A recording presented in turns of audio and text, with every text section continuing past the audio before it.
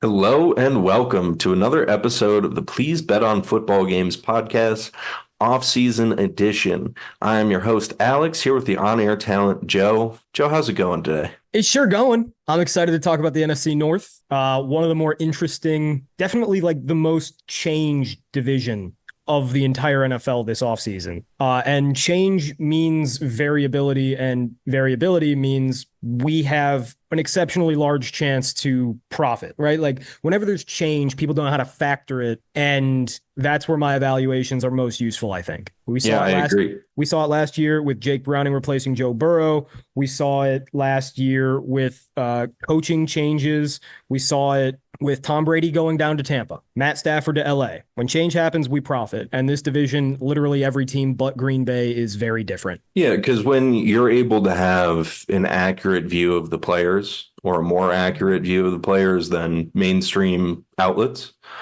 it gives us that head start on a lot of these teams. Because a lot of the time, it's like those first 2 weeks are most important before you really have an idea of what teams are that year or see them show who they are. So yeah, I'm excited. This is a fun division. A lot of young quarterbacks. Well, kind of. A lot of new quarterbacks. Yeah, inexperienced and new quarterbacks. But all right, you want to get into it? Let's jump on in. All right, first up, again, going in reverse order of projected win totals, we have the Minnesota Vikings with a projected win total of 7.5. Yeah, so the Vikings are the 18th team in the league per my algorithm and the 20th team in the league when I hand rank teams. And really the only reason is because, well, there's two reasons. Their secondary doesn't exist, and it exists less and less with every day of this offseason, unfortunately. Yeah. And I don't really know who's going to be playing quarterback, but I'm not the most thrilled about either option right now. I'm getting ahead of myself. Let's start with the offensive line. The Vikings for years had problems putting together a good offensive line, but this offensive line's excellent. Like Brian O'Neill, Pitt guy, you liked him in the draft a few years ago. God, that was already 6 years ago. We're getting old. We're getting old. Brian O'Neill is a veteran.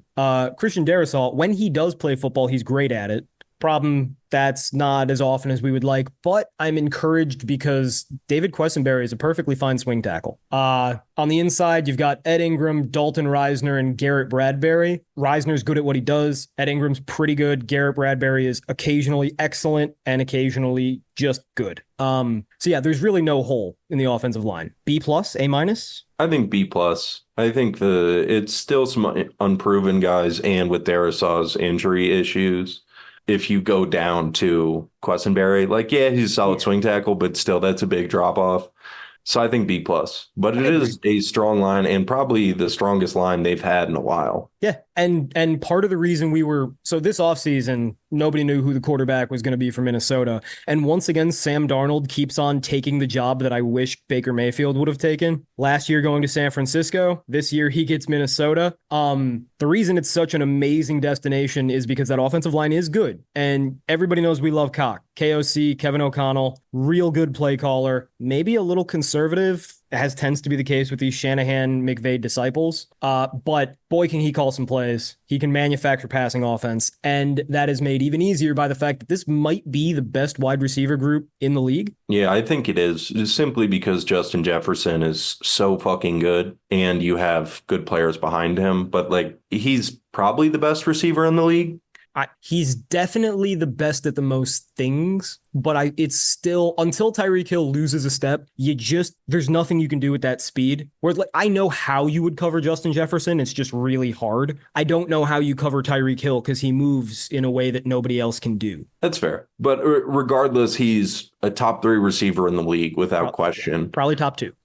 Maybe top 1, depending on how Tyreek's offseason went. Yeah, fair. I mean, he's at the age where, like, any given year, he could drop 5 spots. Mm-hmm. But yeah, and then Jordan Addison, when Justin Jefferson was injured last year, proved that he's nothing to sleep on either. He's a really good receiver. Yeah, especially to do that as a rookie. Yeah. Like, I feel like receivers a lot of the time take a year or two outside of the freaks just to perfect the route running and everything to get around the crazy athletes that are playing corner.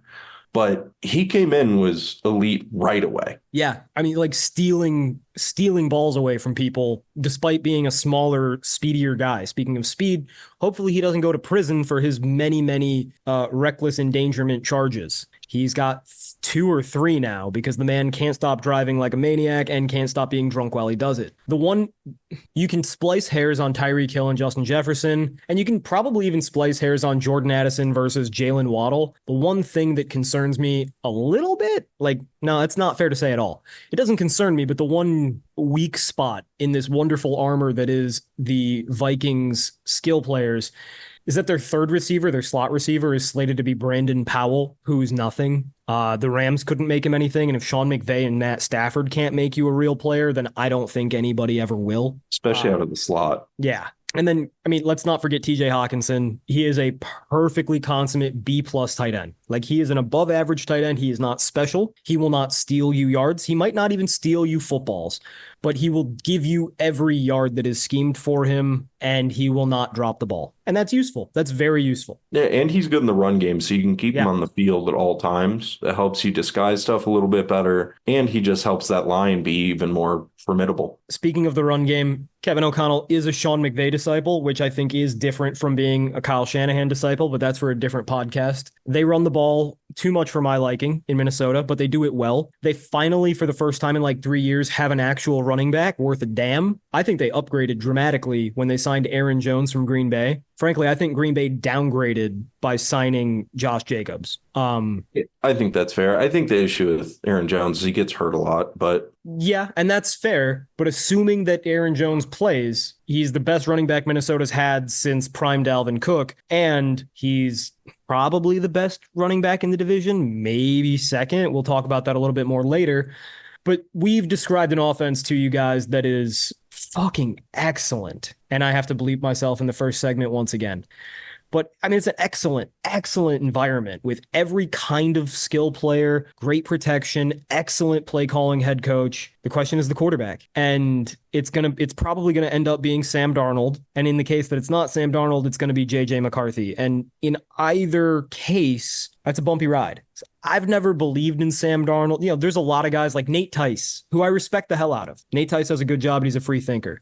He still thinks, like, deep down in Sam Darnold, there's a star quarterback, similar to how I feel about Sam Howell. I don't see it. I don't understand where it comes from. He's not a good thinker. He makes bad decisions, puts the ball in harm's way. He doesn't have a huge arm. He's not very athletic. He's just tall and kind of average in every other respect. You're going to have a hard time finding a difference between Sam Darnold and Mason Rudolph to me. That being said, we've seen quarterbacks that are pretty fucking awful put up some nice stats in Sean McVay, Kyle Shanahan offenses within this very division.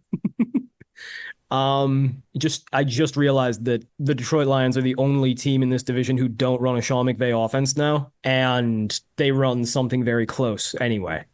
Regardless, the problem with JJ McCarthy is that while I can see why you'd like him, and part of me likes him, and a lot of me likes parts of him, there's just no way to know. He's inconsistent in the small sample size that we've been shown because they threw the ball so infrequently at Michigan, and he's inconsistently used, so we don't have a large sample. So, like, are those blips because he's not getting in a rhythm, or are those blips a sign of worse things to come when he gets used more often? I don't know. Yeah, I mean, we're going to have to see. Like, I've seen that he struggled a little bit in training camp, but he's a rookie quarterback. That's going to happen. I don't think he's 20. Yeah, I don't think it's really indicative of anything. I do want to circle back on you saying a lot of you likes parts of him. And what parts of him do you like? He's from LaGrange, Illinois. No physical parts you were alluding to? This was all a ruse. I love JJ McCarthy's hair. I love that he's the first quarterback in the NFL with the front mullet. It is fun. That Gen Z mushroom the Gen Z haircut hair that they all have. The broccoli hair. Yeah. At roller hockey yesterday, like 3 dudes that are clearly in high school showed up with the front mullets. And I knew immediately that they went to high school with my little sister because they all have that hair. Anyway, he's got a strong arm. He's very athletic. He's 6'2", so he doesn't have like excellent size, but he's certainly not a small guy. Occasionally he can really thread the needle, but then occasionally he can't hit the broadside of a barn, and it makes you wonder, like, did he mean to thread that needle, or did he mean to make a bad throw and he got lucky? It's hard to tell. I don't know. He was the best available pick. Like, I think Minnesota did a good job in picking him, but I don't know if he's ever going to be good. It's just one of those risks you got to take because you're between a rock and a hard place. Yeah. I mean, I think he's in about as good of a situation as a 20-year-old rookie quarterback can come into. As far as the offense is very talented and he's got a great coach and he doesn't have to start right away. Yeah. Because, I mean, Darnold, I agree with you. I mean, I think maybe he's a shade better than Mason Rudolph, but I don't want to call him dumb, but he just doesn't see the field well. No, it's okay. You can call him dumb. He's football dumb. Yeah. And we talk about with Justin Fields last year. Like, you could be a brilliant guy off the field. You could be super smart, ace your tests, great grades, awesome dude who everybody loves, and be football dumb. yeah, he just doesn't process fast enough and figure stuff out that even though, like, yeah, he's not exceptional physically, but he's plenty good enough in that, like, he can move. He can get the ball into a lot of areas of the field. And I mean, he can make a lot of strange throws. Like, he can throw off platform and on the run and everything like that. But yeah, I mean, I don't think he processes well enough for them to be anything elite. I do think that they can get by for a while, though, with him, maybe like half a season, because can make things simple enough for him. I mean, we saw it a little bit last year when he played in limited appearances with the 49ers. If you can give him playmakers and give him some time and give him two reads, then he can be all right. Like, he's not going to be great. You're not going to be blowing the doors off of people, but he can be serviceable. And with how good the rest of the offense is, I think they can still have a functional offense that gives McCarthy time. Now, granted, he just might not have it, and then they're in quarterback hell because you have Sam Darnold and a bust rookie. But I don't know. We'll have to see. This is a team that I won't really want to bet on early. You know who will? You? Yeah. I mean, I could see it just because. I don't wanna, but I think the other three teams we're about to talk about today are going to force me to. That's fair. Yeah. I mean, I think you can get some value in people underestimate Sam Darnold in a really easy situation. Well, so that's basically my handicap is as far as this offense goes, what we were talking about earlier in the introduction and how I think we have an advantage over most people. At the end of the day, like, let's use the Dolphins, for example. I'm notoriously low on Tua. I think he sucks, but I'm not blind. I know that the Dolphins have an incredible offense, so I just place the credit in different areas, right? Instead of saying Tyreek's 1, Waddle is 1, Tua is 3, and McDaniel is 2, I say the receivers each get 2, the coach gets 3, Tua gets 1, right? It's just a matter of placing the credit. And because I think Kevin O'Connell and the receivers are a large part of the reason that Kirk Cousins looked like a Hall of Fame level quarterback last year, I know that the drop off when he leaves and is replaced by somebody who's 85% as good as him is not going to be that big. So famously, or maybe not famously anymore, because it was the old Twitter account, but I comped Sam Darnold to Blake Bortles. That was like the first comp I ever made before I even knew how to chart quarterbacks the way I do now. I just looked at him. I was like, this body style, these decisions, this arm, this is Blake Bortles. Pretty proud with that one. That one turned out pretty good. Yeah, no, that one aged really well. I remember because it was like the high end was like he could be slightly weaker armed Matt Stafford. Mm-hmm. And then the low end was like Byron Leftwich. Yep. And then you were like, most probable was Blake Bortles. And I was like, yeah, give me Baker. That is my second favorite behind Mac Jones is Mark Sanchez, which turned out to be perfect. Yeah, that one was great. But even if Sam Darnold is Blake Bortles, this offense will be okay because we saw the offense be, it was not okay, but it was not dismal, right? It had hope with Josh Dobbs and Nick Mullins, neither of which is a starting quarterback, neither of which is a good backup. Like, what Josh Dobbs, you got to give him credit for what he is, because that's another guy who's brilliant off the field. But on the field, it just doesn't work the same. So what Josh Dobbs has proven to us is that he's amazing at learning a playbook extremely quickly and playing that week. But the upside thereafter is small. So yeah, I think this offense will still be a B offense at, B with upside of being, if Darnold is who Nate Tice thinks he is, this is an A minus offense. If JJ McCarthy, I gave him a 2.4 grade in the draft, but it's a very uncertain grade, right? Like that 2.4 could be the low end where he's a 2.0 bad quarterback, or it could be he's a 2.7 and he's a really good quarterback. And I can't tell. He's going to be somewhere between Ryan Tannehill and Zach Wilson, and I don't know which.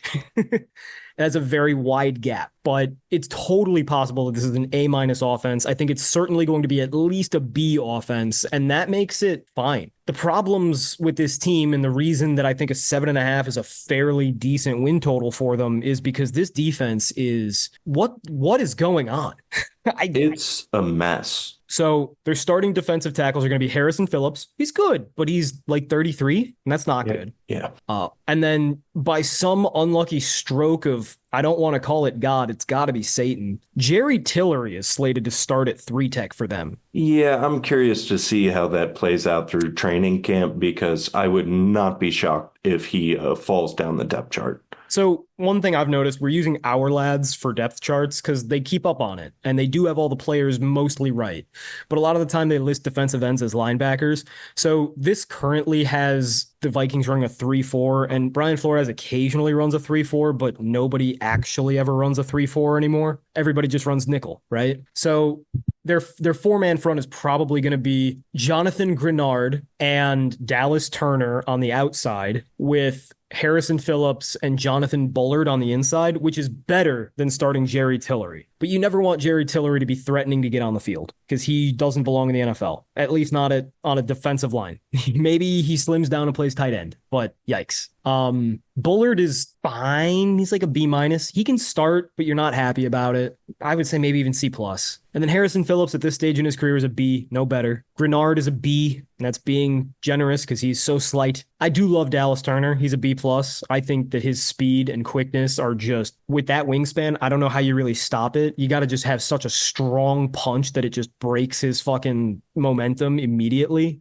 He kind of gives you those Micah Parsons vibes where it's like, shit, he's into my chest. I don't know what to do anymore. So that defensive line, in its totality will be average-ish. And then Ivan Pace and Blake Cashman at off-ball linebacker with Andrew Van Ginkel, Brian Flores' favorite boy. Like that's a versatile, speedy group. There's certainly no reason to get excited about it, but they can certainly execute all the things that Brian Flores wants to do. And he runs a very creative defense, which will maximize what your personnel can give you. Like Brian Flores is one of maybe 4 defensive coordinators in the league right now who will take a defense and give you something better than the sum of its parts. Like if you give him B players, he'll give you an A minus defense. And that's basically what they've done in the front 7 is like, look, these are 7 average guys at best. The problem is the secondary. Yeah, that's been the real problem for the last few years. Yeah, speaking of, we were talking about old white guys with Harrison Phillips. Harrison Smith is still playing defensive back in the NFL at the age of 73. Harrison Phillips was washed 3 years ago. At this point, I don't know. And apparently, they're going to probably be starting Cameron Bynum. I think he's proud of the Philippines. I think he's the first Filipino player in the NFL. Oh, cool. Good for him. Like from there. He had some flag. I think it was the Filipino flag on his helmet because he's from there. So good for him. And Cameron Bynum is a very good backup. C plus, maybe B minus. But it's really concerning that Lewis Cine is still the lowest man on the depth chart. Like, what happened to him? I have no idea. He was so exciting, and then he disappeared. He even looked good in the couple games he played his rookie year, and then he spiral fractured his femur, which is a lot. Right. But now I don't know if it's just a matter of he fucked Brian Flores' daughter or, I have no idea. But you got to get him on the field. He's at least such an athlete that you got to make him play linebacker or something. Frankly, and I can say this because Brian Flores comes from the Patriots, so there are just tinges of bullshit that doesn't make sense left on his scent to me. Let Lewis Cine go somewhere else because he'll be a good player in some capacity. 6'3" guys who run a 4.3 40 and hit like fucking crazy are never bad. Like unless they're insane. Well, even if he was as bad as like a Jonathan Abram or a Jamal Adams where you just can't play him at safety, those guys have carved out niches in the NFL playing football, at least in sub packages as linebackers. If you're not utilizing Lewis Cine at least for that, or at least for his blitzing prowess because he's so fast and so big, you're not doing your job as a defensive coordinator. And I think Brian Flores is a genius at the schematics, but we've seen time and time again, Patriot related coaches don't understand players, which is why Andrew Van Ginkel, mid athlete that he is, will continue to get opportunities from guys like Brian Flores because he works real hard and he's there early and he's the son of a coach and he's gritty and he tries real hard and Real gym rat. because he's white and just like a mediocre, trying hard kind of guy. I feel like these coaches who are super creative on defense, on offense too, actually, really creative coaches don't really care if a player is good as long as the player does what he's told. You see that with Kyle Shanahan and his shitty quarterbacks. You see that with Sean McVay always drafting slow, unathletic wide receivers. Like they just want people to be in the spot they're supposed to, and they don't care if they're good at it. And Cameron Bynum is a very smart player, and Harrison Smith, at the wise old age of 73, is a very smart player, and neither of them can move. The real issue is the corners. I was about to say, we haven't even talked about the serious problem. Byron Murphy is a bad corner. You can make Byron Murphy not a terrible problem by making him play zone in the slot. Instead, he plays outside corner for Brian Flores' man-heavy defense. How the fuck did anyone think that was ever going to work, Quessy? That was fireable right there. And he's still starting because they drafted Andrew Booth in the second round, and it turns out he might be better suited for defensive tackle. That man cannot move. His hips are stuck in cement. On the other side, they did get Shaq Griffin from Carolina, which is better than what they've had. I like him. Yeah, like he's a B minus guy. He's fine. But there's no easy way to say it. They've had tragedy strike their cornerback room. They drafted a guy in the third round, died. And then I forget his name, Kyrie something. Was an undrafted rookie last year, and he looked pretty good. And he tore his ACL like 2 days ago. What is his name? It's going to kill me. Mekhi Blackman. Damn it. Not Kyrie. That's close enough. But yeah, just a really undersized, quick dude who is never going to play this year. I think Kyrie is the guy that died. Yeah, Kyrie's the guy that died. Sucks. Yeah. So even if they didn't lose two key contributors at cornerback this season, they were going to struggle real bad. And then they did. And now they're going to struggle real bad. So this is the worst secondary in the league to me. I give him a C at nickelback. I give him a C plus at cornerback. I give him B minuses at both safety. And I think I'm being generous there. You're going to pass on this team. Yeah. I mean, I think their games could be very entertaining, though, because they could just be shootouts all the time. Yeah. I mean, they're going to have to be. We're going to really find some things out about Sam Darnold and probably J.J. McCarthy as well this year. All right. Do we have a pick over under? I feel like it's a very good number. It's a good number. I kind of want to go over, but I can't see this team making the playoffs, so I can't. Oh, I would be remiss if we didn't note Flores will make this defense okay. He will, because he's going to show looks that nobody else is showing. Mm-hmm. I think last year he had a fun stat. The team that dropped 8 into coverage the most in the NFL was the Vikings under Brian Flores. And the team that blitzed the most in the NFL was also Brian Flores and the Minnesota Vikings, because they literally never ran base D. It was literally, we're sending the house or we're dropping the house. And it's one of the two. And you can never tell which until the snap is taken. So it's a nightmare for young quarterbacks like the entire NFC North. Let's talk about the rest of the NFC North. On to the next. Let's move on. And next up, we have the Chicago Bears with a projected win total of 8.5. So my algorithm is very low on the Bears, has them 25th, and I think that's just not fair. I have them at 22nd. Buddy, we're gonna go back to the well, and we are once again for like the 5th straight year gonna fade my Bears. They're not even my Bears anymore. If I've hated them for the last decade, they're not my Bears. Where to begin? I think we'll do the same formula we've been doing. Let's talk about the skill players, then the O-line, then we can get to the fun one. All right, so people are really, really stoked about the Bears receivers, and I think that might be the most overrated position group in the NFL right now, but it will be good. So like DJ Moore, we all agree is a stud. A- receiver. He's not quite a Pro Bowler, but he's damn close. And like with the right quarterback in the right offense, he certainly could easily be a Pro Bowler. Yeah, definitely. He's got a bona fide number one. Yeah, exactly. He can do everything. He's good after the catch. Not a top 5 guy, but almost certainly a top 10 guy. You might have to go out to like top 12, but he's right there. Yeah. They acquired Keenan Allen this year. Speaking of guys that are 73. Yeah. Assuming he's healthy, big assumption. Keenan Allen is good at what he does. He is a slot receiver. I like people are going to see Keenan Allen's name and they're going to think, "Ooh, he's 6'3". Ooh, he's put up a lot of stats over his career. Ooh, he's got big numbers and he's made some Pro Bowls." But like if you've watched Chargers games, he's a slot receiver. He's very slow, like Jarvis Landry caliber slow.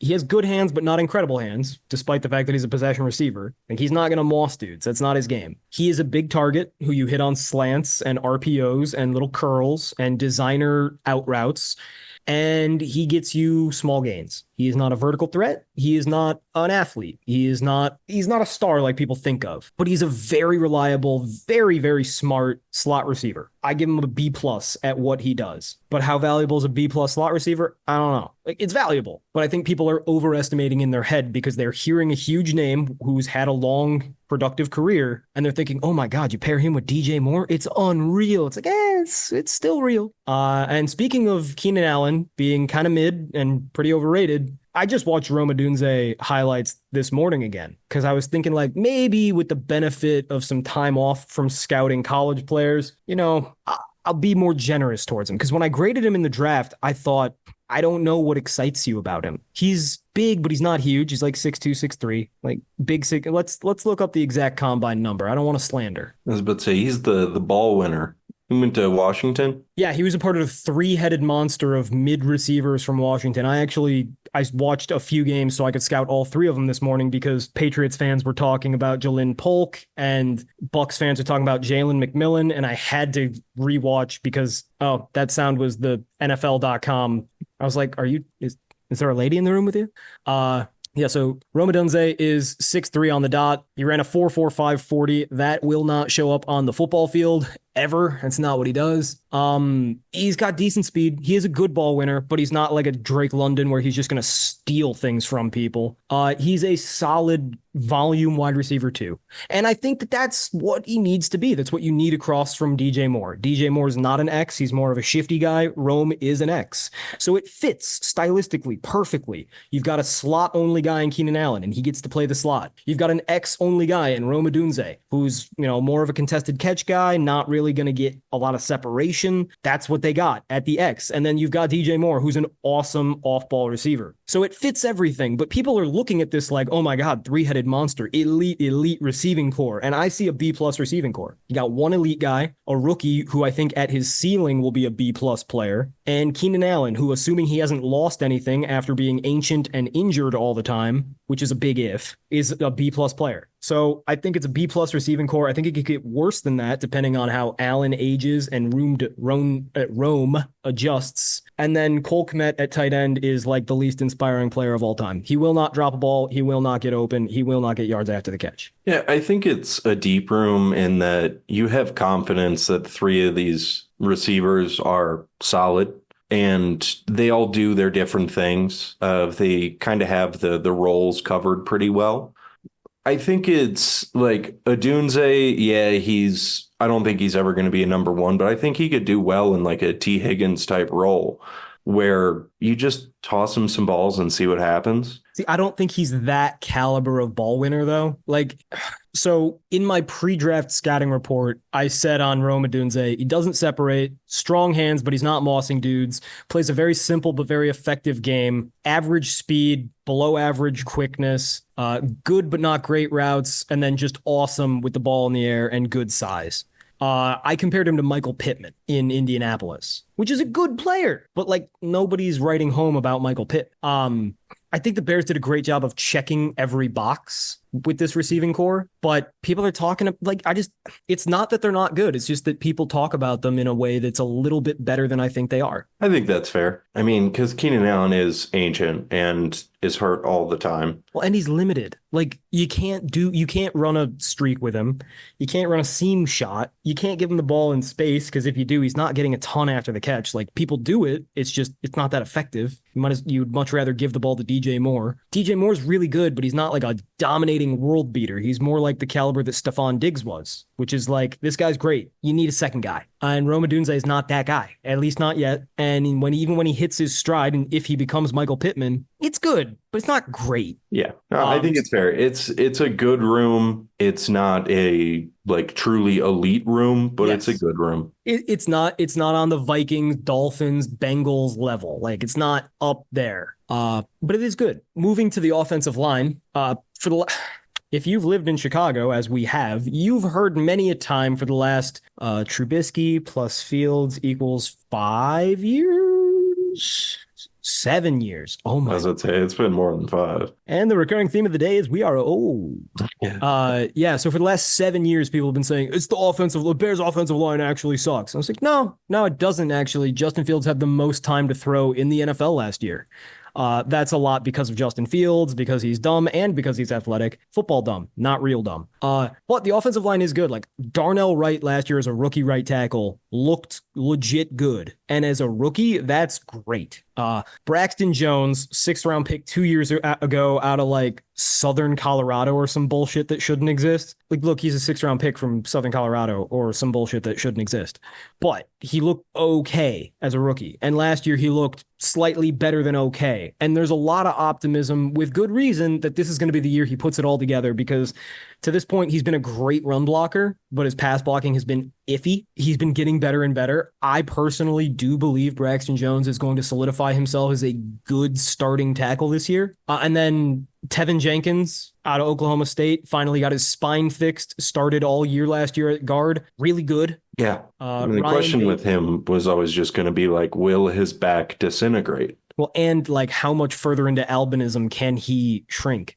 And it's all the way. He's become an albino completely. Ryan Bates and Nate Davis are the big swings that Ryan Poles has taken in the last couple years. Nate Davis, I think, sucks at football, and he's a problem. He's never on the field. He's always being excused from practices for some bullshit. He's also not good when he does play. He never was good. He wasn't good in Tennessee. Ryan Poles made a mistake. So that's a hole. That's why they brought in like notable veterans like Matt Pryor and Coleman Shelton, who have started a ton of games before with good teams like the 49ers and the Rams. And they're good backups, not good starters. But worst case scenario, Ryan Bates and Nate Davis fall off a cliff, can't play football at all. And now you have C-plus guys on the inside. So all in all, I think this is a B offensive line. You've got good players for sure in Wright and Jenkins, and then you've got hope-inducing players in Braxton Jones and Ryan Bates, and then you just pray that Nate Davis doesn't blow it all to bits. And he's not awful, so I don't think he will. Yeah, and I think, we'll talk about the quarterback in a second, but he also helps mitigate some of those problems. Yep. He's tall, well, somewhat tall. Tall enough. Yeah, tall enough, and he can move really well. So that part for sure. Even if the middle of the line is a little weak, you have someone that can get outside and still create plays and buy time and can still see the field somewhat, unlike Justin Fields. We will get to everybody's favorite rookie quarterback soon, but I do want to say, I think DeAndre Swift, if Aaron Jones isn't the best running back in the division, I think DeAndre Swift is. Sorry, David Montgomery, you served the Bears well for a little while, but he's nothing special, and Jahmyr Gibbs can't beat out David Montgomery, so how good can he really be? On a down-to-down basis, he's obviously an incredible weapon, but we'll talk about the Lions in a minute. DeAndre Swift was easily the best free agent running back this offseason. He forces the most missed tackles. He's very fast. Yes, he's had injury problems, and no, he's not the most bruising running back. But I don't know what more you want from a guy, especially because the Bears are going to be running Shane Waldron's Sean McVay offense. It's going to be lots of wide zone. He's great at that. That's what he's best at. That's what he's been wanting to do since he came into the league, and nobody's let him because he played for the fucking Lions. And then the Lions pre-Ben Johnson, mind you, under Anthony Lynn. And then he played in Philly, and they have a great offensive line and a great run game, but they do things the way they do things. And it's a lot of duo, a lot of, man-on-man blocking because they can. but it's not the way that DeAndre Swift sees the field. So I think he'll be much better in this running game. I think he will have career years. I think Khalil Herbert's a good backup. I think Roshan Johnson's a great backup. I don't think the run game is going to be a problem for the Bears. Now to Caleb Williams. 1-1. I was lower on Caleb Williams than most. I think that Caleb Williams is the second best quarterback in this draft. And I think the gap between him and JJ McCarthy is smaller than you might expect. But hell yeah, I would have taken Caleb Williams top 5. I would have taken him first overall in most drafts, just not the one with Drake May in it. That's it. Caleb Williams is going to be, a lot of people called him Patrick Mahomes. A few very hot takey guys called him Kyler Murray, and I don't even think they believed it. I do see a cross between Patrick Mahomes and Kyler Murray. I think he will be good. I don't think he will be great. I think he will struggle at times. I think running a pro-style offense will be difficult for him because, so in college, the hash marks are much wider. Everybody's played college football 25 by now. Everybody knows there's a lot more room to work with horizontally. Because of that, some teams run bunch formations and they just make all the receivers spread out after the snap. Lincoln Riley, genius that he is, runs the spread, which means everybody's spread out to start and then they come to the middle and there's space and gaps in the middle. The reason that every quarterback who plays for Oklahoma or USC puts up gigantic numbers is not because Lincoln Riley is the best QB evaluator of all time.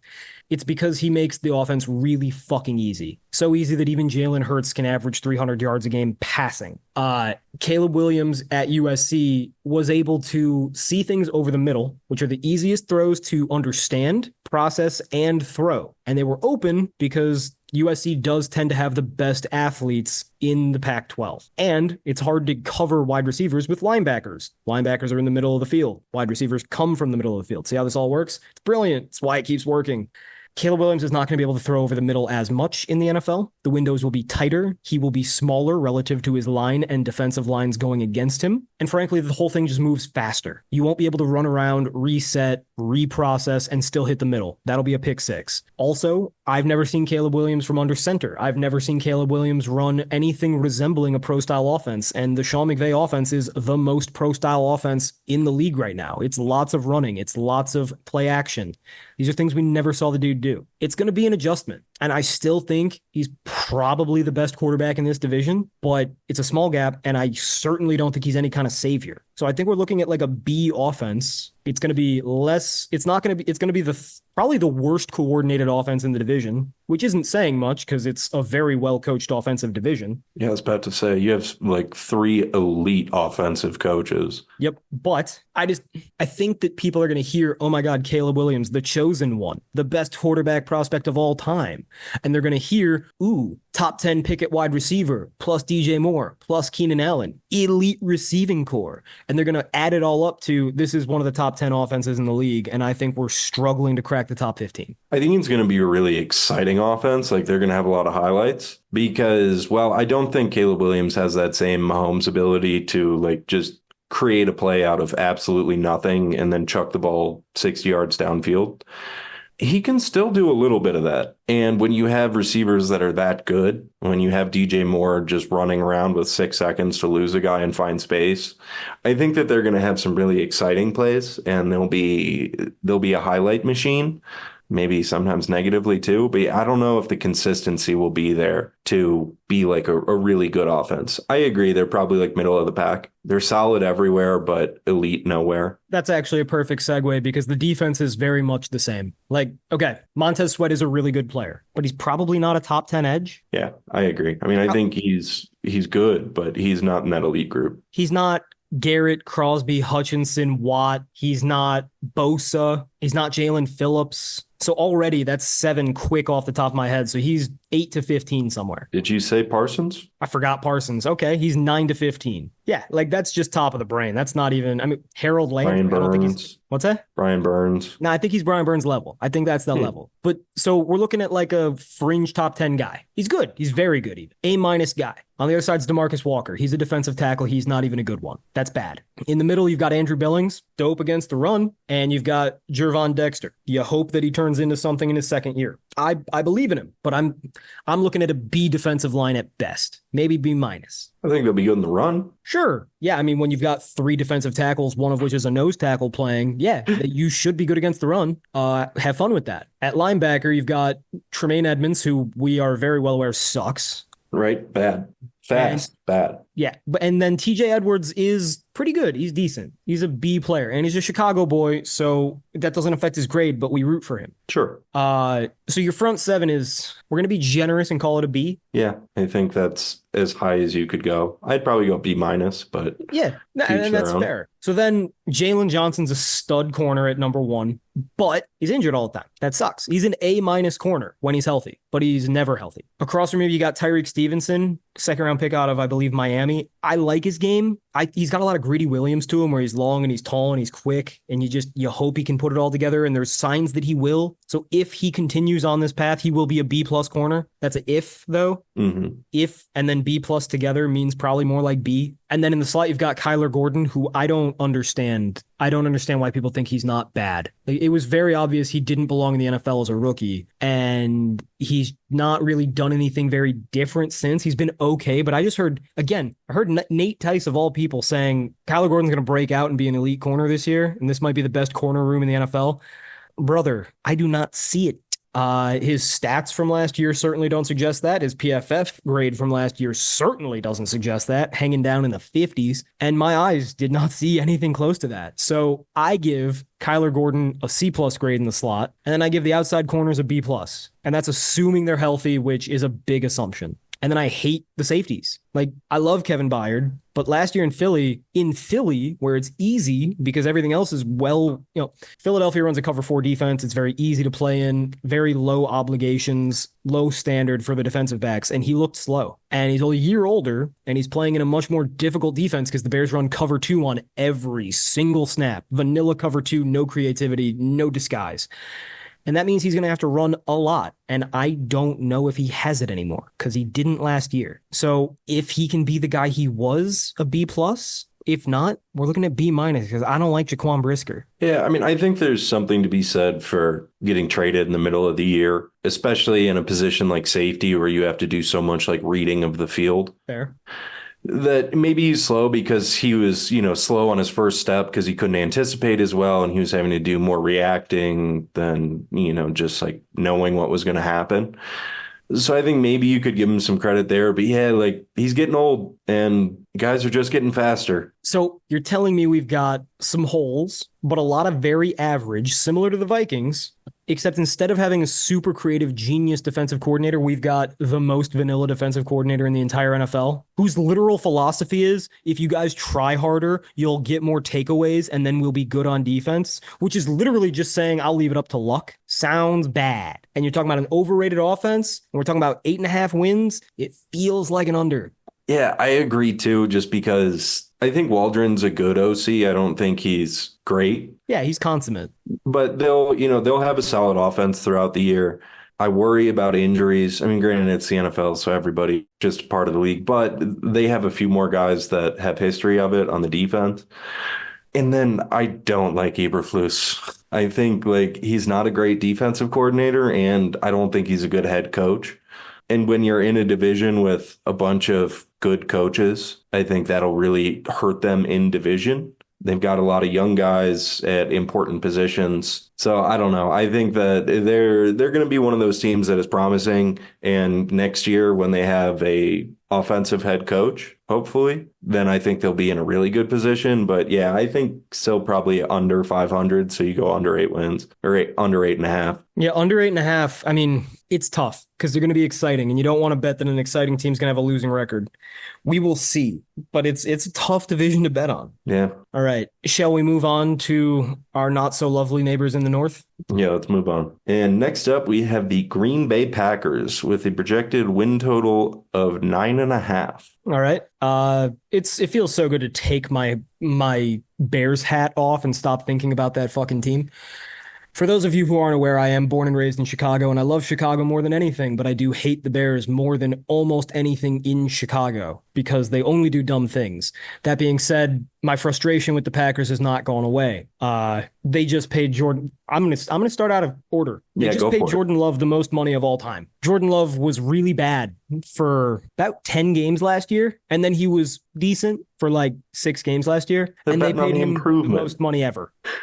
Isn't he getting paid like $55 million a year? Correct. That's crazy. Yeah, like literally the Insane. highest paid player ever because he had 5 or 6 good games statistically. Not really, but statistically. I Green Bay has made a lot of really bad decisions lately, and it seems to coincide with having a new CEO, aka owner. And I wonder about that. However, now we can begin our proper evaluation. My algorithm has Green Bay 20th. I have Okay. them 11th. Wow. I don't believe that the algorithm properly captures Matt LaFleur. I was about to say it's got to be a failure to understand the magic of Matt. Yeah, like the algorithm does factor in coaching, but I think it underrates Matt LaFleur. So, wide receivers, remember the worst, most misleading stat of all time when for years people would say, "Oh, Aaron Rodgers has never thrown a touchdown to a first round pick receiver. Look at all the first round pick receivers Brady's played with." Back when people were wondering who was better, Brady or Rodgers. Right. Because we've done this 4 times. It was Brady versus Favre, Brady versus Manning, Brady versus Rodgers. Now it's Brady versus Mahomes. The answer is very obviously Brady, unless you're 12. If you're 12, go with the new guy. God, I'm so fired up going on so many angry tangents today. In peak form. It's July, so keep it together because it's gonna be a long season. As Gil Scott Heron says, home is where the hatred is. I wanted to make sure that I got that name absolutely right because I almost called him Gale, and that would have been embarrassing. So yeah, once again, the Packers have built an elite receiving core. That's a strong word. They built a very good receiving core out of not first round picks. Second round pick Christian Watson is just a freak. He's a Yeah. 6 foot. He's yet another 6'4" dude that Green Bay found outside the first round who's super fucking fast. And I don't know if you saw this. So he kept on hurting I believe his ACL, maybe his Achilles. And they did like a $4 million study on him. That's Like crazy. the NFL and the US government gave grants to this one particular hospital in Madison to study his legs and figure out why he's always getting hurt.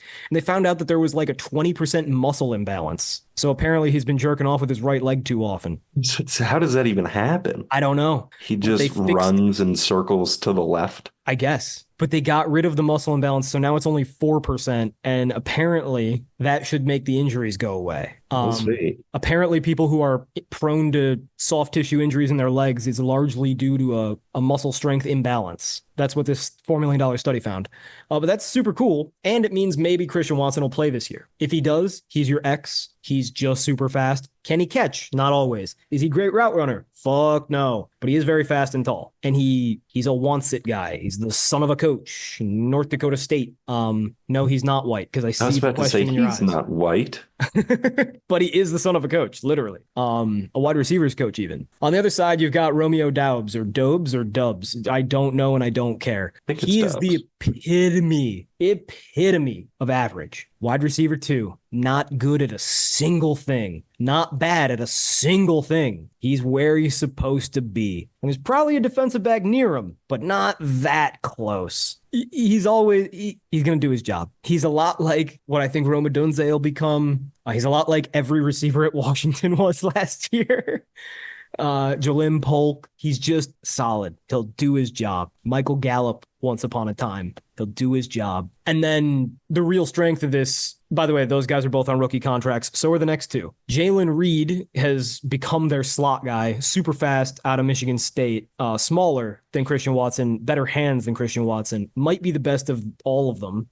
And then Dontavian Wicks is kind of the wild card because he can play the X, he can play the Z, he can do a little bit, he can play slot, he can do everything. He's very fast, very quick, and he might have the best hands. He's just the least consistent with his route running. Like sometimes he's not exactly where he's supposed to be. All four of them are good B plus wide receivers. And so Yeah. In like 6 years of NFL experience between the four of them. I think that might exactly be the number. I counted. Okay. So they're really good. And then at tight end, they've got two young pups in Luke Musgrave, who missed almost all of last year, and then Tucker Kraft, who played well enough in his stead. So certainly no lack of options. None of them amazing, but you can spread the ball around and you can run any play because they got somebody for everything. And it's kind of like what the Bears have going on. But whereas people think of the Bears as having like this gangbusters wide receiver group, people think of the Packers as having nobody because they don't recognize the names yet. And I think that's a little bit of the edge. Yeah, I think that's fair. I think this room is similar. I think you get a little less consistency from this room, but it is similar. And I think maybe like, just a shade below the Bears. because I don't know. They don't have like a go-to guy. Like I feel like, yeah, DJ Moore isn't always super consistent. Like he'll drop the ball sometimes. He can disappear from time to time. And um, what's his name from the Chargers? Keenan Allen. Keenan Allen. He's hurt and he's slow as hell, but you can throw him the ball on third down and he's probably going to be in an open spot to catch it. So I think that the room's a little bit better in Chicago, but I think they are similar. Yeah, I totally agree. Like the one thing that Green Bay is lacking is that stud, that bona fide, like, we got to get it. It's going to him type of guy. I think Christian Watson absolutely has the most potential to become that. And now that he's healthy for his second NFL year, there's real reason to believe he could do it, but we'll see. As for running back, we alluded to it earlier. I think they downgraded big time by paying Josh Jacobs for some reason. What does Josh Jacobs do well besides not fumble? I don't know. I mean, he's a guy that, I mean, maybe he's good at not losing yards. I don't really know how that's a skill. But I feel like he gets 3.5 yards all the time. Yeah, like he had the one season with the Raiders when McDaniels first got there where they just spammed him and he got big yards. But like, okay, so he's been in the league, I think it's 5 years now, right? And up until 2 years, so through the first 3 years of his career, people were talking about, oh, he's a bust. He sucks. He can't play. And then in his fourth year, they just spammed him and gave him the ball too many times. And he had good numbers, but he didn't do anything good, right? Like they had a decent offensive line. They ran the ball a lot. Josh McDaniels, there's a lot wrong with him, but he's really good at designing a run game. And he put up good, not great stats. Not very efficient, but volume good stats. And then last year, without Josh McDaniels, okay stats. His stats are going to be very efficient because the Packers are a great team with a great offense, but he's not making them better than Aaron Jones did. And he's not the receiving option that Aaron Jones was. I was about to say, and he doesn't offer anything in the receiving game, whereas Aaron Jones is very good in the receiving game. And a big reason that Aaron Jones was still playing into his late 20s instead of A.J. Dillon, who they drafted in the second round, BC Eagle, hate to say it, A.J. Dillon can't fucking catch. No. A.J. Dillon can't see the hole. A.J. Dillon not fast. A.J. Dillon very strong, but that's very it. Strong. So the running game is going to be mediocre. And this is another case of a brilliant coach seeming to prefer guys who will do their job rather than guys who will do their job well. Like we can say a lot of things about Josh Jacobs and his lack of athleticism and explosion, but he is smart and he does the thing he's supposed to do. So give him that. The offensive line now. The Packers always will have a good offensive line. There's just too much cheese and beer in that state to not produce good big men. Zach Tom at right tackle has been a couple years coming. Like he's one of those guys that looks great in the preseason. He stands out when you watch the reps. You're like, oh my God, look at that movement. Speaking of which, we got preseason football on Thursday. Crazy. I saw like an ad for it of like, football starts in a week. And I was like, what? How are we already there? I was like, get fucked. No way. Time to get yelled at because we're watching preseason football. Girls don't get it. You don't understand, honey. My edge when I bet on preseason football is actually bigger than my edge when I bet on regular season football. This is good for us. I just got Vietnam flashbacks. So like all those dinners I take you out to, right? At left tackle, I don't know shit about Rasheed Walker, and I'm not going to pretend to. I don't know who this man is. Apparently, he was a 7th-round pick 2 years ago. I don't know shit about him. Yeah, I don't know anything. I don't think he started last year, did he? This is why we pay for the PFF subscription. Not prescription. That's a different thing. So apparently last year was his first season as a starter. Oh my God, he's 6'6", 330. And he's mediocre according to PFF. Sounds solid. Mostly a pass blocker. Actually, they think he's pretty good pass blocker. Okay, we'll keep an eye on you, Rasheed Walker, with your gigantic ass.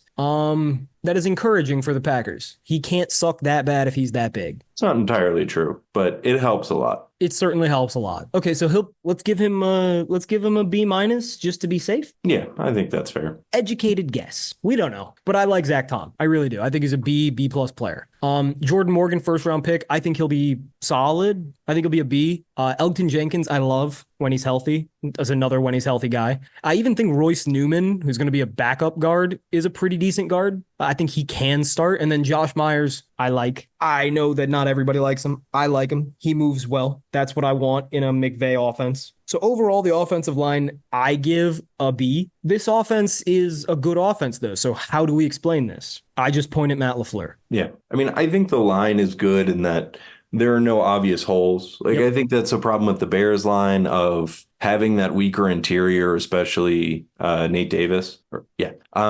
Yep. Where defenses can kind of key on a really weak player. Like they can go and put their best rusher over that weak guard or tackle or whatever.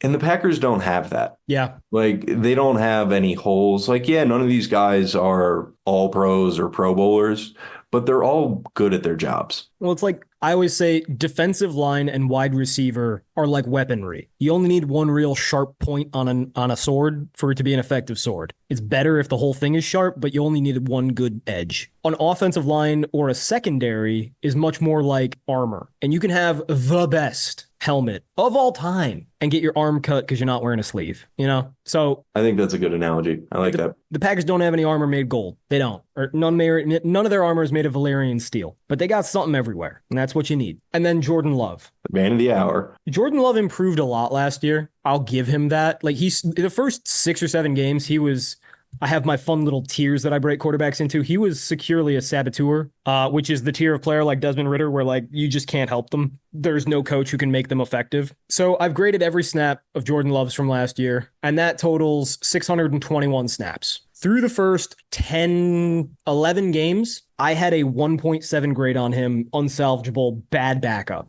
But starting week 12, he put together some decent games. There was still some stinkers against the Giants and the Bucks, and I thought he was terrible against San Francisco in the divisional round, but there were a couple of A's in there, and that's encouraging. So if I was the Packers GM, I'd say, I'll give Jordan Love, little 1-year deal, little prove it deal, franchise tag style, because there's something here that I can work with. I certainly wouldn't have given him the biggest contract of all time. I think that's maybe slightly fucking insane. I get it because it's hard to make those short-term deals of you got to pay a lot of money to do that. But if the alternative is paying him $55 million a year and you're giving him a 5-year contract, or maybe it was 4 years, but It's 4. it's a 4 year, you're already paying a crazy premium. So you might as well just give him a 1 or 2 year deal where you give him $60 million a year. And here's the telling thing. There would be an argument. Somebody could say, oh, well, he wouldn't have come back for a 1-year deal with like 40 mil. And you say, okay, then shop him, see what you can get for him. And the mere fact that everybody knows nobody would have given you 3 first-round picks for him tells you, matter of factly, you're way too fucking high on your own supply. This guy is not a top 5 quarterback, and therefore you shouldn't be paying him like one. But alas, money doesn't really matter, only players do. Because the Saints have proven to us time and time again, the salary cap is a joke laid on the poor. Yeah, if you can plan well enough and draft well enough. Or just pay your way out of it. Yeah, or have an owner that's the Saints keep on just money. paying tomorrow's salary or today's salary cap with tomorrow's money. And they realize that next year technically never comes because one day the NFL will cease to exist, either because the world does or because football does. And on that day, everybody's going to be really upset that they didn't trade the draft pick for next year that no longer exists. Like you want your last check to bounce, right? The Saints are going to make sure of it because they started in their 20s. So Jordan Love had a lot of big plays, especially ones that people will remember from that playoff game against Dallas that were off busted coverages and just genius design by Matt LaFleur, which one isn't that sustainable because if he runs those fun, exciting, confusing plays all the time, they're no longer fun and exciting and confusing. Defenses learn how to handle them. They lose their edge. Now they're useless. Oh, and 2, you can't make an entire offense out of trick plays. It doesn't work. At some point, you have to run the regular stuff. And Jordan Love, he has a big arm. People love that about him, but he's got a really, really awful deep ball, like one of the worst. He's not good at throwing into tight windows because he's bad with ball placement. And really the only thing he does well is throw crossers that are wide open on play action. You know, things that you and I can literally do. And like people say like, oh, why don't you do it? I fucking can throw the ball 25 yards over the middle. I've been to the beach. I own a football. I can do it. And you don't want me starting for your high school team. At this point, probably not your middle school team anymore. But like the mere fact that he can execute these easy things that the coach has to hand feed him does not make him good. And it means that in competitive games against good teams, push will eventually come to shove, as we've seen from quarterbacks like Brock Purdy, as we've seen from quarterbacks like Joe Burrow. When you play these big time competitive games and you got to carry the load and play real football, not gimmick football, Tua, Jordan Love will not be able to do it. Now he's better than Tua. I give him a 2.0 grade. So he's moved up considerably from bad backup to mediocre game manager. But he's going to be the reason that the Packers aren't a contender. And they now get to pay him $220 million. You should know all about paying a quarterback a fuck ton of money to be the reason your team's not winning the Super Bowl. I don't root for that team. Precisely. To the defense? To the defense. For 3 years, we've been waiting because we've said, I love all these players. This Green Bay defense has so many of our guys, and they suck anyway. How? Well, the witch is dead. Joe Barry is gone. They finally have a defensive coordinator who will play defense. Jeff Hafley, Boston College Eagle. They're everywhere. Well, I think there's some rhyme and reason to that. They seem to be in Green Bay a lot. Anyhow, Jeff Hafley was the head coach at Boston College. Before that, he was a defensive coordinator at Ohio State. The man plays some, I don't want to say like aggressive defense, but much, much more aggressive than cloud zones, which are just excruciating to watch. An unbearable defense that Joe Barry played.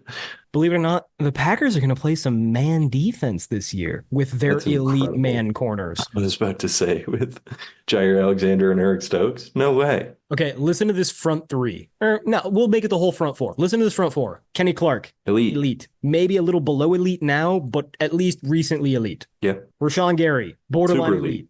I think he's a little better than Montez Sweat. Yeah. Devontae Wyatt, he hasn't quite done it yet. He hasn't quite he's flashed, but he hasn't turned those flashes into consistent excellence. But he's a good player who I expect to turn into a really good player. And then your worst defensive lineman is Preston Smith, who is a consummate pro. If Preston Smith's your worst defensive lineman, you got a good defensive line. That is an A- defensive line. Absolutely. And they're versatile. Linebackers are not good. The depth chart says Isaiah McDuffie. It's not. It's going to be Edge Cooper out of A&M, I believe. Fast, good in coverage. We'll see. And then opposite him is going to be Quay Walker. Fast. It turns out piling up tackles at Georgia in the SEC where everybody runs the ball up the middle and you're standing behind two behemoth geniuses of defensive tackles, the Philadelphia Eagles defensive tackles, and Trayvon Walker. It's not hard. It's actually really easy to just walk to the nearest running back and push him over because everybody's being eaten up by all three people that Jordan Davis constitutes. But regardless, they will have fast linebackers. That is the weakness of this defense, probably. I'm just really excited to talk about the corners. Yeah, we know these are some of your guys. These are my fucking boys right here. Jair Alexander is dope. I love Jair Alexander. He's like an A- corner. He's excellent at actually playing cornerback. His only real flaws are he's always hurt. Common theme. And he's 5'9", which is probably why he's always hurt. So, like, there's just certain dudes he can't really cover because he's half a foot shorter. It's the Denzel Ward syndrome. Well, I mean, they're literally twins. They're the same guy, and they're in the same draft. And, like, as much as I love Denzel Ward, another guy who's awesome when he's healthy, taking Denzel Ward at 3 looks less good when Jair Alexander is there in the 20s, and they're the same man. Yeah. Denzel Ward really went good. 4th. They're A to A- corners. Ward went 4th. But yeah, no, I mean, I remember even going into that draft, I thought I liked Jair a little bit more just because I felt like he could do a little more. And he does have green eyes, which is cool. Yeah, he does have piercing eyes, and fitting for where he went.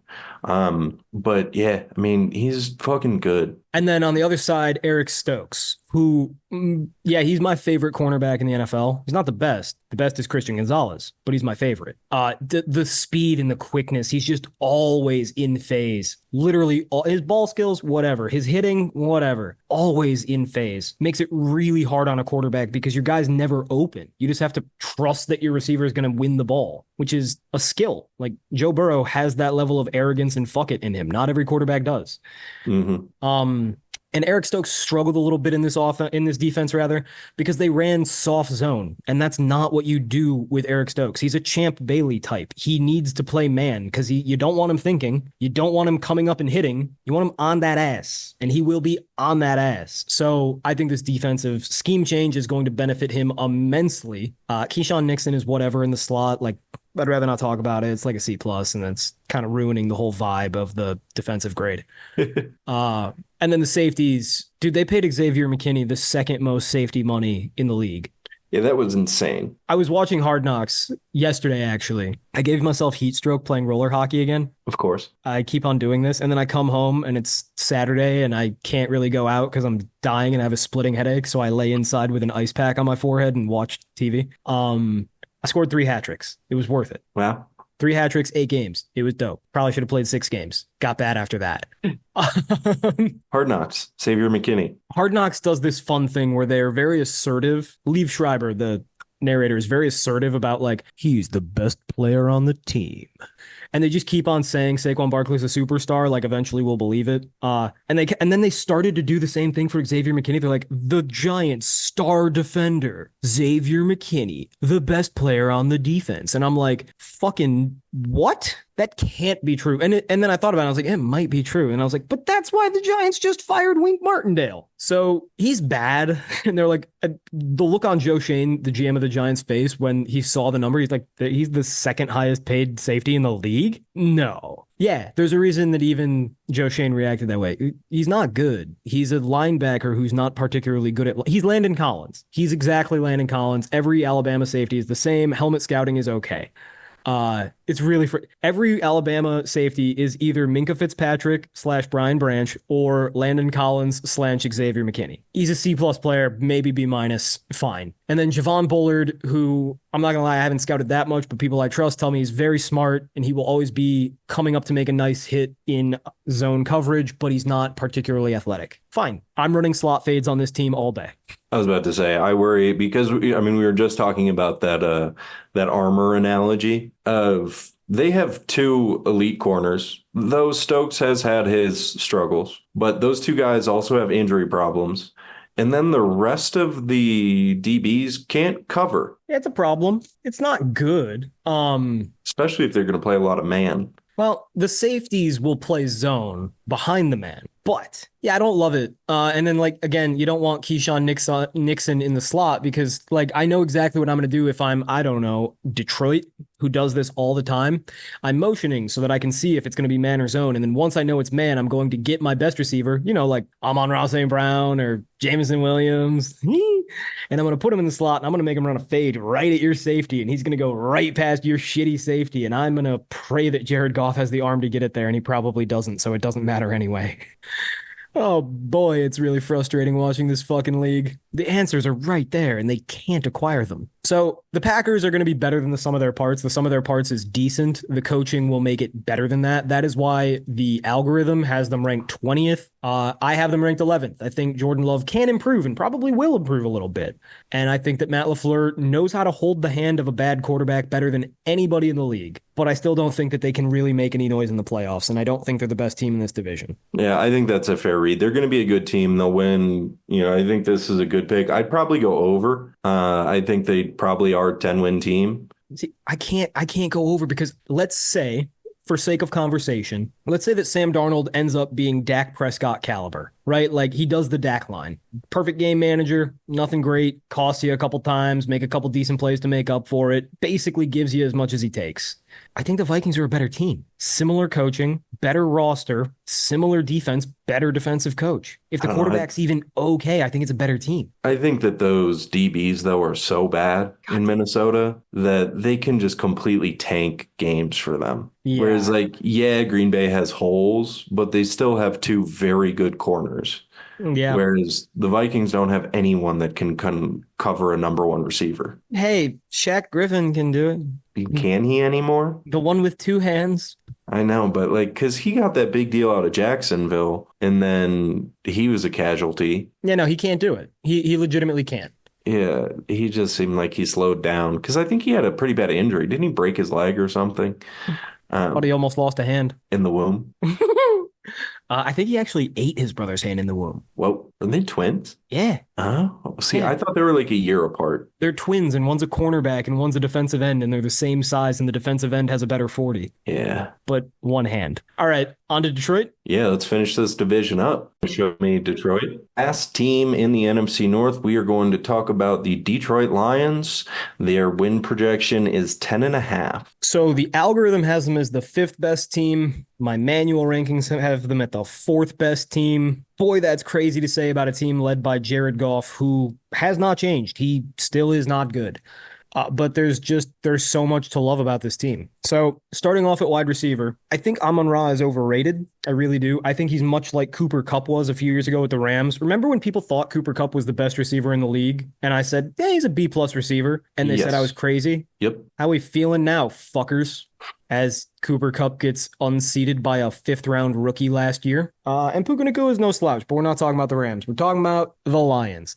I think Amon-Ra is a good player. I don't think he's a great player. And I think that's important because it means that Ben Johnson's that good. And it gives them some insurance against injury. And it means that now that Jameson Williams finally gets to play football, he missed a year for tearing his ACL. He missed most of a year because he bet on not football. And that makes no sense to me, but whatever. Finally, he gets an offseason and he gets to start playing in September. Jameson Williams is awesome at football. He's so good. And now it does suck that like the thing he does best is run deep because he's so ridiculously fast and he is also 6'2". And the reason that it sucks is because Jared Goff can't throw the deep ball. Yeah. He's accurate on it. It just doesn't go very far. A lot like Mac Jones used to have going on for him. But what I'm thinking is if Ben Johnson could do that with Amon-Ra, imagine what he can do with Jameson, who's bigger, faster, deep stronger. ball. Like the deep ball is obviously Jameson Williams' biggest strength, but he's just so fast and quick that you can get him involved in so many different ways, especially when you have a guy like Ben Johnson, that you can manufacture touches for him and just let him go be a superior athlete to everyone around him. Like theoretically, if in the last 2 years Jameson Williams has forgotten how to run a route, give him pop passes, screens, and end arounds. Just make the ball be in his hands. So the wide receiving core can be special in terms of production without having special players, which is good because they don't really. Jameson Williams is great. He's special. Amon-Ra is very good. He's not special. Khalif Raymond is not good. We've seen this story. Many people keep on trying to make Khalif Raymond happen, and it's never going to happen. Similarly, people keep on making Donovan Peoples-Jones try to happen, and it's not going to happen. Yeah. So their wide receivers are okay, but leave something to be desired. Luckily, Sam Laporta is fucking good. Yes, he is. He's very good. I thought it was very dumb that the Lions, in the middle of a season, traded Hawkinson. TJ Hawkinson, a good tight end, for a second-round pick, and then used that second-round pick on another tight end who you could basically just hope becomes another version of TJ Hawkinson. And Sam Laporta is a lot like TJ Hawkinson, but I think he's got a little bit extra juice in that bag. I think he's a little bit more explosive. So like while it was still kind of a dumb trade because you traded a known quantity asset you had in hand for a gamble, it worked out. Saved a lot of money though. Saved some money, worked out pretty well. Money that they immediately turned around and gave Jared Goff's broke ass, which kind of negates all money talk. Sure. I think you guys know how the quarterback segment of this team is going to go. But before we get there, to this offensive line. It's so good. And it got better. Yeah. Well, first of all, it's healthy, which is great. And second of all, Kevin Zeitler, the ageless one, he never stops being just stout as fuck. I saw a video today of Penei Sewell's infant son running around like he's 1 year old at max, like toddling around at Lions practice. I swear to Christ, he's 3 feet tall. I'm not joking. He's the biggest baby. Like you could tell he's a baby because he can't walk so good yet. And he's still got like the face with the hair that barely looks human because he's a baby. But he's so big. He's playing with Jameson Williams, I think. And he comes up to his waist. I don't come up to Jameson Williams' waist. I'm grown. Penei Sewell Jr. is going to be my height in 2 months. He just got teeth. So we're talking legitimate A's at tackle. Could be A plus. Like honestly, it might be A plus depending on how Taylor Decker ages. I was about to say Taylor Decker, another guy that gets hurt a lot, but fuck, is he good and has he been good for a long time? Yep, especially in the pass game. Yeah. And then you've got Graham Glasgow with Kevin Zeitler, and then your swing tackle is going to be Christian Mahogany, BC boy, who I actually really like. I think he could be a very, very good backup, if not a decent starter. And then Frank Ragnow. Now that Jason Kelsey's gone, arguably the best center in the league. At worst, top 3.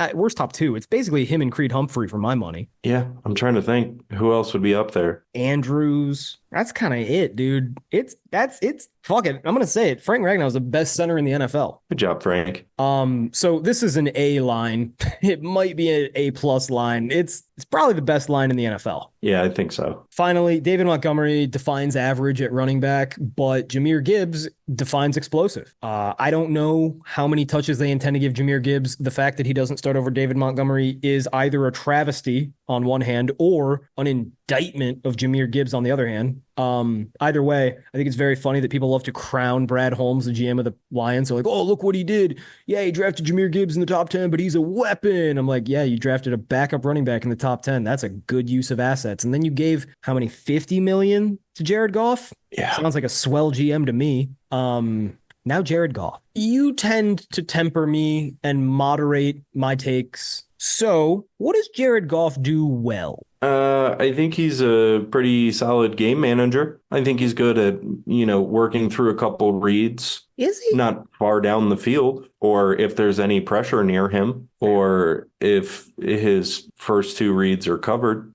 So I've only graded 13 games of Jared Goff's last year, Come on. only 451 snaps. And I'm not even trying to be sarcastic. I am actually disappointed that I haven't graded all of his games. I am missing 7 of them, like a Probably bitch. his best games, too. Tanking his grade. What if they were Faces. his best games? He could be an average quarterback if they were all his best games. But to this point, through 13 games and through 5 seasons of grading Jared Goff now, I feel like I have a pretty good feel of what he is, which is not much. He throws interceptable balls just as often as every other average starting quarterback. The average in the league is 3%. He's at 2.9. It's not Good great. job. He fumbles exactly league average often, 1.1%. That's the league average for a starter. He actually takes sacks that are on him at a league average rate, despite the fact that he takes no sacks because he's never fucking pressured, which means that he's actually got pretty bad pocket awareness, if you ask me. He's not very accurate. He's super bad downfield, produces more negative plays than positive plays. And then when you just look at the traits, got a weak arm, downfield accuracy is good, but it's not very deep downfield. Really not great at throwing tight windows to the second level. Mostly dinks and dunks and underneath. Not mobile at all. Ball placement, okay at best. Nothing about him is good. Yeah, I think that's fair. It's just enough for this offense. But again, it's very similar to Jordan Love. At some point, you're going to have to play real football. And every time he was forced to play real football, he was the reason they lost. Like, look at San Francisco. They had a dominant lead against the 49ers, but Jared Goff shat himself and let the 49ers come back. Against Tampa Bay almost came back. They had the ball with time enough on the clock. All they needed was a touchdown to tie, and then who knows what happens in overtime. Baker Mayfield throws a bad pick, has to happen at some point, but Jared Goff was the reason that game was close because he took bad sacks, because he was very inaccurate despite throwing lots of short passes. And it goes on and on. Like, Jared Goff is the weak link on this team. And first of all, it's insane to me that people have convinced themselves he's not only a franchise quarterback, but a good one. And I have to wonder how long Ben Johnson can float this guy. Because we even saw like Kyle Shanahan, who is slightly better than Ben Johnson at calling plays. Eventually, even he couldn't hide Jimmy G's shortcomings. Because eventually teams figure it out. Oh, make him do the hard thing. I mean, Sean McVay went through this process with Jared Goff. Like, he made him look like a legitimate quarterback for a year or two. Got him paid. And then it was like, yeah. And then it was like, oh, he actually is, he transcends nothing. Yeah, he transcends nothing is a beautiful way to say it. And then the Rams, he did it again. the Lions paid Jared Goff $40 million in 2019 when that was a big deal. And then within a year had to give up a first round pick to get rid of him to a Lions team that didn't care because they weren't trying to win anything. And I think we'll see something very similar here. I think if not this year, then next year when Ben Johnson leaves, we will see, oh, Jared Goff he's not even a pumpkin. He's a squash. At least pumpkins are useful during Halloween time. Squash is disgusting. My sister makes old Lakota dishes with squash, and I don't like them. I swear to God, they're terrible. I think squash can be, it can be good. I'll have your tongue for that. And then my sister will put it in an old Lakota dish with squash. So regardless, I think Jared Goff will prove to be the problem, if not this year, then next year. And I think he will continue to be the thing that holds this Lions team back from being a contender. Just like Tua in Miami, just like Brock Purdy to a lesser extent in San Francisco. It's just not enough. Just like Jalen Hurts in Philly, it's not enough. It'll Mhm. get you close. And if everything falls just right and you get lucky, you can even go to the Super Bowl. And then you will have no chance because even if everything goes just right in the Super Bowl, you can't stand up to a real quarterback like Patrick Mahomes or Josh Allen or Justin Herbert. God forbid he ever got a team around him that wasn't bound for the CFL.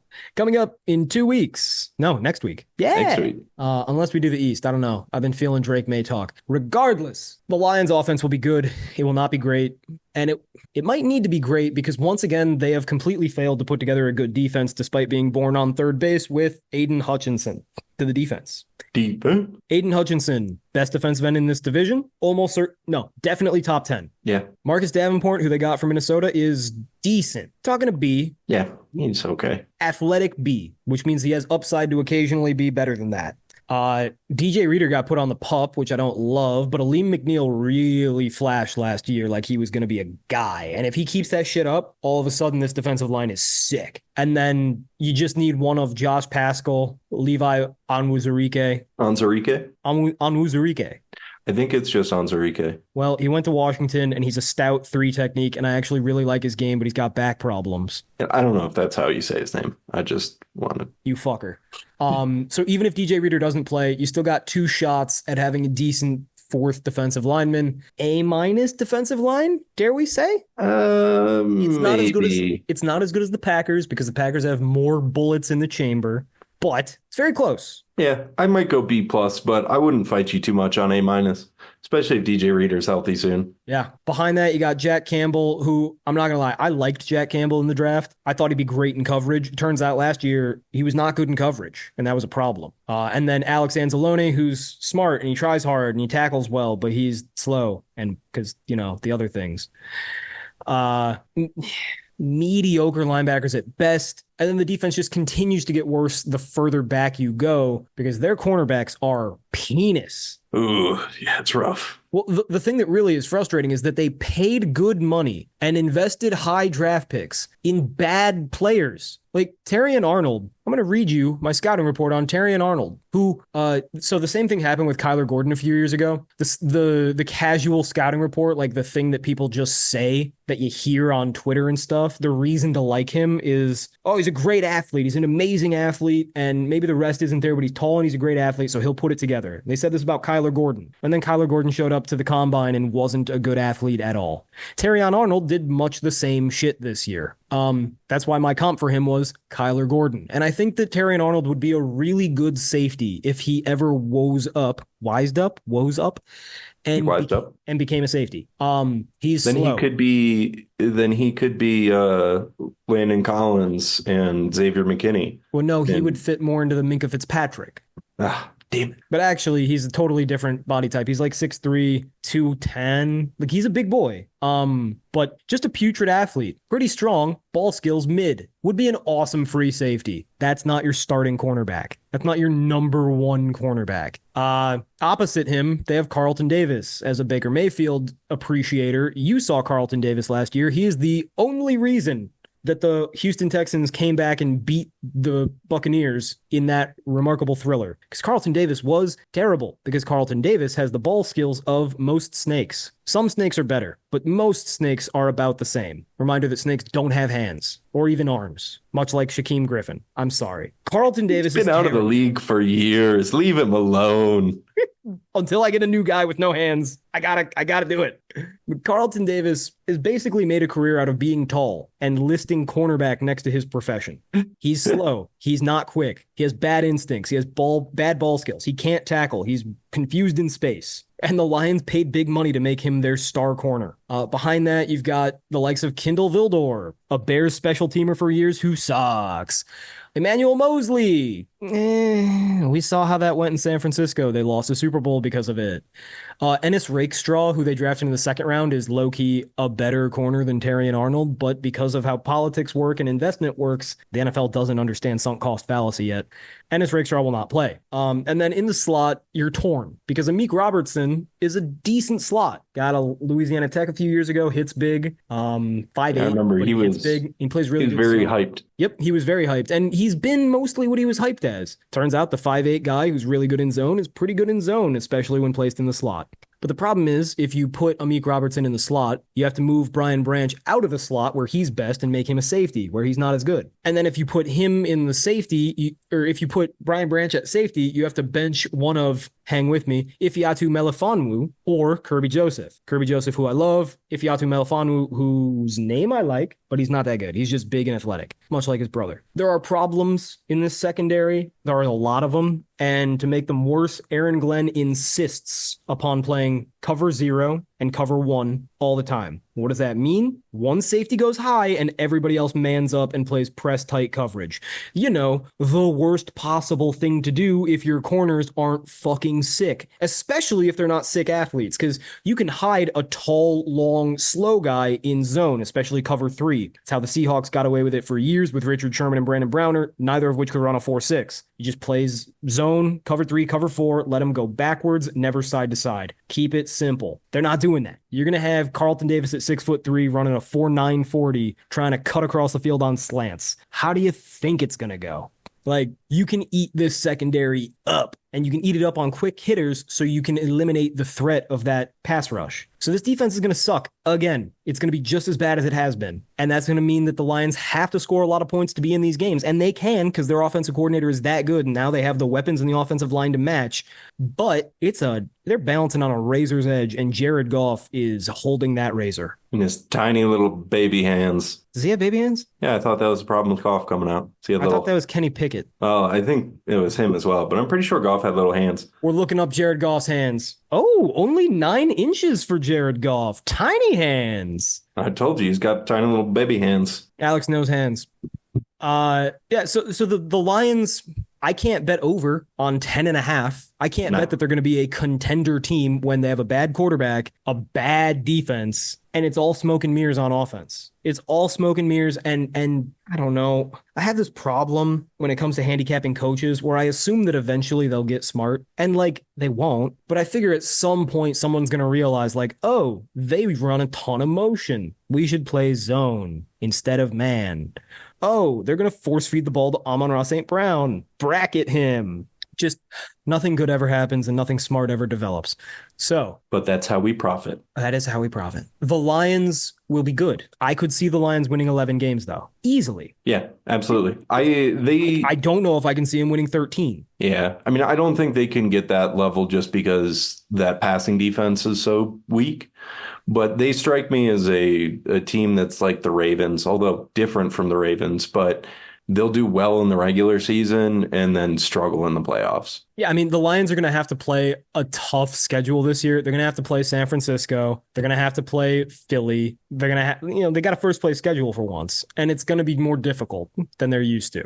But I can't fade them. I can't fade that good of an offense. I can't fade a genius offensive coordinator. Yeah. So let's begin the wrap up. There's really no bets I like in this division. No, I think a lot of these teams have uncertainty with a lot of change for them. So it's hard to get a read because, I mean, like Minnesota, JJ McCarthy, like he could be really good. He could be hot garbage. Like, he might not even play. Yeah. And so it's impossible to bet on them, in my opinion.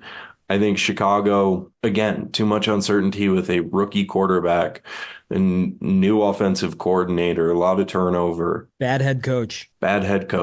But they still do have a lot of talent at some important positions. And although they're not elite, they've shored up pretty much everywhere that they don't have any position group that's god awful. That's the thing is this division has very quickly gone from 3 bad teams and the Packers to 4 good teams. Yeah. But no great teams. They're a lot like the NFC South, just sexier. Way sexier version of the NFC South. Yeah. I think it's a little bit better of a division than the NFC South. I think kind of like the median win total is probably like a game or 2 higher. Yeah, I forgot about the Panthers. Yeah. I literally forgot they exist. It's understandable. I feel like they try not to. I feel like the NFC South a lot of the time is like 2.5 teams because it's like the Bucks and the Falcons and then sometimes the Saints. Yeah. I really don't have a bet for this division. If I had to have one, I'd go over on Minnesota, gun to my head, but I don't want to put it on the Patreon. By the way, for those of you who are Patreon subscribers, I have started putting the best bets for the season win totals on the Patreon in a post. Sick. Free Patreon. except if you want the picks. Sort of free Patreon. Mostly free Patreon. 90% free Patreon. Mostly free Patreon. Unless you ask my stalker who thinks I'm a tout that doesn't bet on football games but sells his Patreon, but then I give Alex the money from the Patreon because reasons. It's a grand conspiracy. It all makes sense, I swear. He's done some incredible journalistic work to get to the bottom of it. I both don't bet and lose all my bets. It's amazing. Obviously neither of those are true. Apparently some people don't get sarcasm, and I gotta be clear. Yeah, I don't know if you gun to your head, the dog gets it, or you make a pick. What are you picking? I think I'm between Minnesota and Green Bay. Both, I would go over on either one. I'm not thrilled about either one. What if it turns out Jordan Love is still a saboteur and he only had 4 hot flashes last year, especially now that he got paid? Sure, but I think that defense is going to be better It's going to be so good. if only because they have a big philosophy change. Yeah. And they're still very talented at the important positions like pass rusher and cornerback. So, like, he doesn't even need to really be that good. And it's Matt LaFleur. Like, he's going to be able to generate at least a couple touchdowns. And that defense might be one of the best in the league. And you play a lot of bad teams in the regular season. I don't think they're going to beat many really good teams, but what do they have, a third place schedule or a second place schedule? Second. We have the technology. We can find this. And 10 games isn't really even that much anymore now that you're 17 game seasons. Like, it's barely above 500. Yeah, it's barely a wild card team. So I don't think that that's that insane when you have a good offense with room to be really good, and then a defense that we're pretty sure is going to be elite. They got a tough schedule. Holy shit. Listen to this. Count the wins in your head. Okay. Philly, All right. Indy, at Tennessee, Minnesota, at Rams. Cardinals come to town. That's a win. Texans come to town. At Jacksonville, Detroit, bye week. At the Bears, San Francisco, Miami, at Lions, at Seahawks, New Orleans, at Minnesota, the Bears. That's tough. It's a tough schedule, but I don't know. I feel like I'd probably go 10 wins and that's over. Again, I don't really like it. Like, I wouldn't want to make any of these bets, but Minnesota scares me too much with a horrific DB room and a quarterback that might be Sam Darnold. Like, Sam Darnold might be your best option for the year. I mean, the quarterback's definitely going to be Sam Darnold. Well, yeah, I mean, for at least probably half the year. Totally going to be Sam fucking Darnold. Like, I could see McCarthy coming in halfway through the year if Darnold is struggling, but like, you're going to get a lot of Sam Darnold games. So I don't know. They scare me. Granted, if JJ McCarthy's good or Darnold can just do what Cock tells him to, then they should definitely be a 500 team. All right, so we're going to spin our wheels for like 2 hours trying to find a pick where there isn't a pick, which means there's not a pick. Yeah. Sorry, guys, no pick this week. I bet $1,000, so like a little less than half of a unit on Drake May being the starter week 1 for New England. So that could be the pick of the week. What's your confidence level in that? Certainly better than 5.5 to 1. Well, yeah, okay, those are good odds. I only need it to hit 16% of the time to be right. Yeah, that's a good bet. I feel like it won't happen just because the Patriots are too old school, but that's an NFC or an AFC East conversation. They said the same thing about Mac Jones versus Cam Newton. Mac Jones won the job. Yeah. I'm actually pretty confident. I would say it's a 48% chance that he starts week 1. Wow. All right. And that's before he tore up camp this week, and I guess that matters. And he's going to get preseason games. And when they actually play him in the preseason, because he's second on the depth chart, he's going to look insane. Yeah, I agree. I'm excited for that. What division should we do next week? We're deciding between East and West. Yep. Huh. Do you have a hankering for some May talk? I always do. Do you want to finish or, do that towards the end? Because then he might have some preseason games that he played. Yep. Smart man. Yeah. Smart man. Let's do the AFC West next week. We can talk about how the Chiefs are still good and I hate the Chargers. Yeah. Yeah. That's going to be a pretty quick one. That's going to be a shitty podcast next week, boys. Thank you for listening to this one. In the meantime, I don't know. I don't really feel like grinding film. I feel like I've ground the film. I'm ready. So I don't know. Go bet on some preseason football games. Asta.